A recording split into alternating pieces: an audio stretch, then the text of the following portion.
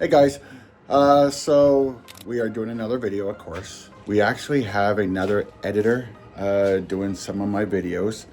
What we're thinking is we're going to be using Chris on our powder coating side, and we're going to be using a gentleman named Jay on our mobile blasting side to do our videos. Both their information will always be down in the description of the video, so if you need anything edited, whether it's like for YouTube or anything else. I know Chris does weddings and anything. Check these guys out. I mean, you're able to see their work in person with our videos, and as you can see, the quality is a hell of a lot better than the quality of me doing it. Because as you know, I don't like editing, so I don't edit, and you get a lot of shit in between. So hopefully these guys will bring a little finesse to my channel. With that being said, this video is it's a little different. We had a gentleman reach out to us from SpongeJet. His name is Paul, asking us if he can come on our job site and show us sponge material, and if he could show us how it works. And we said absolutely yeah. So this video, we're at doing an interior of a building.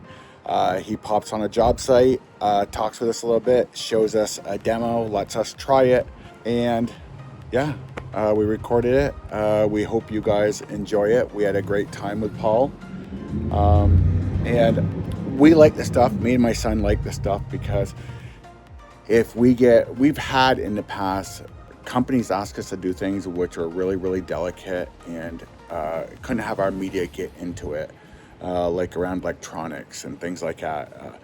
This stuff is probably, I would say, pretty much made for that sort of stuff. So listen to what Paul says during the video. We're trying to get better with recording on our mobile blast, and it's really hard for the guys to do it. I've been going out with them lately, so we've been able to do a little bit of recording, but it's just really hard for them with all the running around. But that's on me. So I got to get him a little bit better with that. Hopefully get a little bit more footage. This way Jay is able to put more mobile blasting videos together for you guys. And then on the other side, mobile blasting, we do have a mobile blasting channel. It's called Sandblasting Inc. INC. This right here, if you watch it on the powder coating side, this has probably already been out a couple weeks on the sandblasting channel. When we do mobile sandblasting videos on our powder coating channel, we have a premiere, so we hold it for a week or 2 weeks. When we put it on our powder coating channel, we instantly put it on to watch on our mobile sandblasting channel. So go there, check it out. I'm watching the ducks. They usually come to me. They like to get fed. Hope you guys enjoy and check this product out. I think it's pretty cool. I definitely see applications for it. If you have any questions, feel free to let us know in a comment section, and let's see how Jay does with editing this video.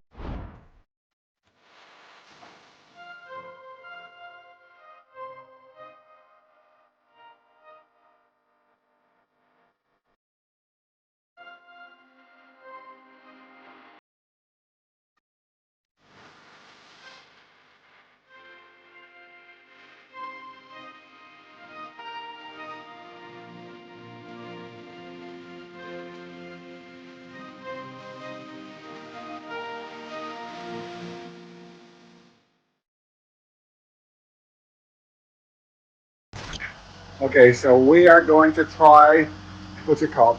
SpongeJet? SpongeJet. So we've been blasting up air with our normal 60-140 on this wood project, and we're going to try SpongeJet.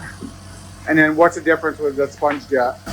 So it's polyurethane foam sponges with different abrasives inside of it. The one we're going to be blasting with is 320 grit removal bauxite.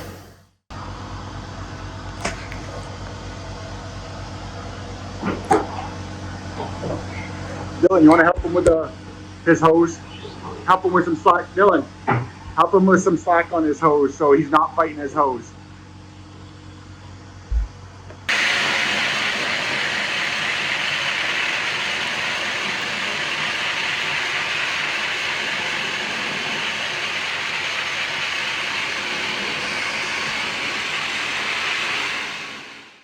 You know, the construction site next door. It's not in an area of town that I'm like I don't think dust will be that big of a deal here.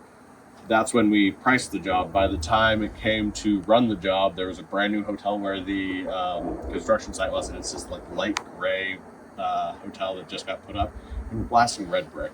The idea that like if it just got out, it would be so easy to see. And so the only time they had any issue was they ran it through the winter. They had a bunch of snow, then the snow melted and ran through the bottom of their containment, and there was just a little bit of brick dust that like came out towards one of the drains. And they wanted them to test everything, make sure there's okay, and everything was fine. But it was just like snow melt kind of messed them up one day. But other than that, they blasted there, close to a city block. That's kind of cool. Yeah. So it does, and it's kind of cool that it contains, like when you hit something, it kind of contains that too. Yeah.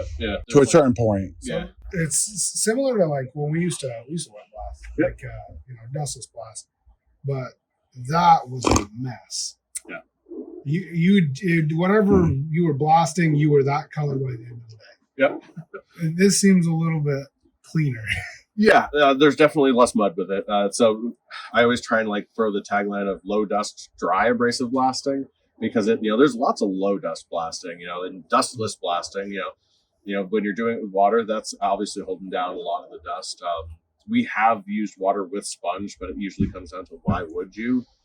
If you do it right, it should be low dust already. But at that, I know there's a lot of people that do like concrete CMU block bricks and stuff that it is, a little bit of water does help. But there's not. It's not like one of the machines that you add to the pot or inject it. You can just use a paper ring and get it done if you need to. I know that there's a few contractors I work with. It's like, Paul, I'm so glad to see you. I get to put away my raincoat.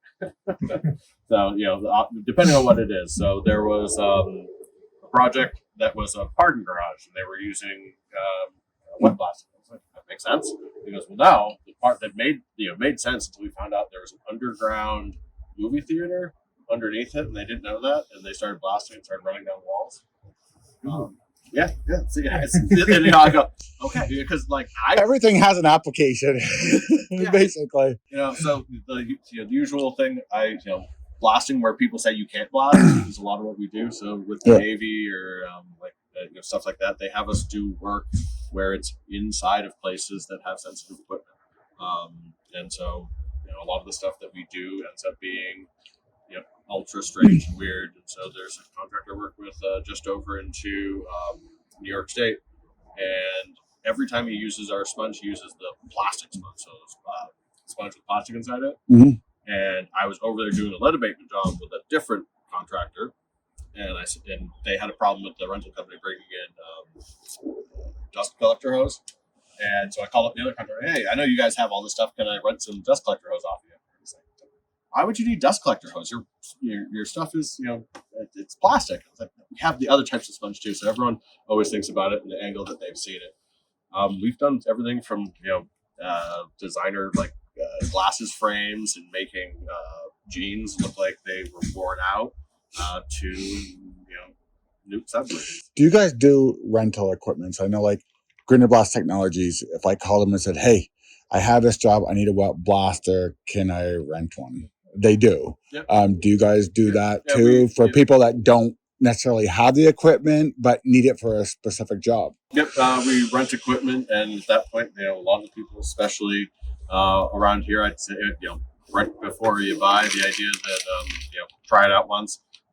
So I usually talk to people in like a very general form of it, where a week was about $1,000, 2 weeks is about $1,300. So the idea that you can get the stuff to use is reasonable to start, and then from there it's devil's in the details. It's all the little stuff. It's what type of grit, what are we doing, how are we trying to do it. As I parked this morning, I got a call from somebody trying to take paint off of bronze doors down in New York City. And does this etch, like if you went to take paint off a bronze door, to get that the paint surface off, but not etch the bronze? So plastic is one of them that is non-abrasive.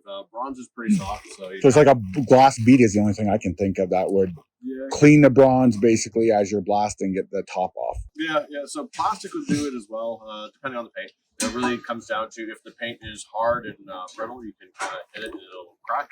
Mm-hmm. So plastic can take off paint. I was saying a little bit about classic cars can use plastic all the time. Fiberglass cars. Yeah. There's also the other part where you get into the fiberglass and carbon fiber. There's the problem that they will say there's microcracking in it, and so depending on what you use can cause microcracking. So I know that there's a few people that have been trying to figure out sponge and microcracking, because the hard part is trying to throw values to this stuff. So saying that we cause less microcracking. Right. From the little testing that we've done, it seems to, putting mollies on concrete and pulling them, that the concrete has less cracks. So that usually with most concrete testing, the concrete's what fails. How many types of media do you guys have, or how many types of sponge types? About 25. And it's just different applications for different things. Yeah, everything from steel grit on the heavy end to non-abrasive sponge. Green sponge has no abrasives in it; it's just meant for cleaning, soot damage, like cleaning it down. That's kind of cool. Soot off of wallpaper and plaster. So is your company did it start and your main thing is different medias for different things, or was it equipment and then you just kind of fell into the media aspect of it? Sponge came first. Sponge came first. So okay. First sponge had no abrasive in it, and it was just meant for cleaning. So like Surf Pro goes into sponges and cleans walls. Yeah. That someone was doing that, thinking this would be way better if I put it into a sandblaster. And they ground up sponges, put it in. It's like what I thought. Yeah, exactly. I want to ground up some sponges and put it through a fucking sandblaster. Yeah, exactly. So cleaning. And then they got to something that was just a little bit tougher. It's like, well, we already have the sandblasting pot. Why don't we put a little bit of grit in? And so now the majority of our business has abrasives in it. Yeah. But yeah. And that makes sense. If you're going to do the sponge and it's cleaning, like instead of adding it into the sponge while it's being made or whatever would be that idea instead of mixing it in. Yeah. So first it was just, some of this and some of that. And now it's actually in the sponge. And then like we were talking about, it's not really made to go into like equipment like ours. It's a specialty equipment. Yeah. So you could put it in there. It would just really frustrate you. So our equipment is specialized. And you got a little one here, right? Yeah. That's your mobile one? Yeah, it's a mobile one. I usually could just call it the demo unit, only because I don't want people to use it for production blasting because it has such a small hopper. It doesn't last. It's basically made for demoing. Yeah, it's really good for demoing or in tight areas. Yeah, 320 sponge. And this one is the same? Oh no, this is finer, isn't it? Yeah, so that's finer. That one is DG for double ground, which doesn't actually mean that it's double ground.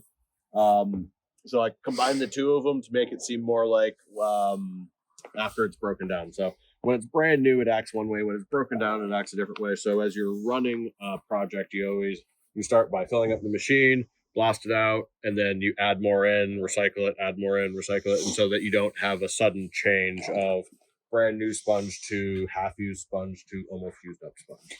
And this is in a pressure pot, you said, right? This is not? It is. It is not a pressure hold. A pressure hold. Every time you let go of the trigger, it depressurizes. What the top does.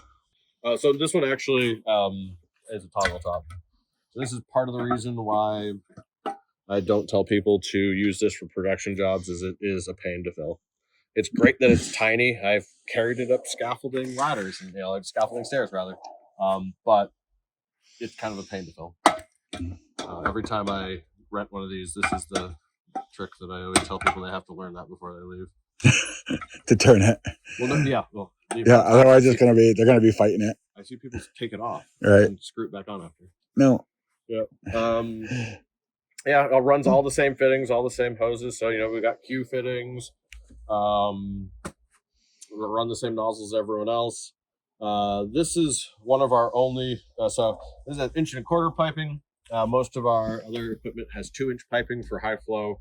We're running bigger nozzles if we need. But this one is basically just a demo. Yeah, it's a demo. It'll give you the idea of what we're trying to do, and I'm able to pick it up and put it in the back of my truck myself. Right. Which makes it a lot easier. Yeah, it's the way it makes it possible.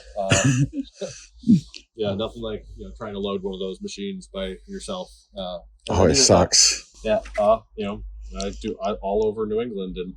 Down in Boston or Hartford, there's many places that I have a hard time parking just a full-size truck, let alone towing a trailer. Well, this is awesome, buddy.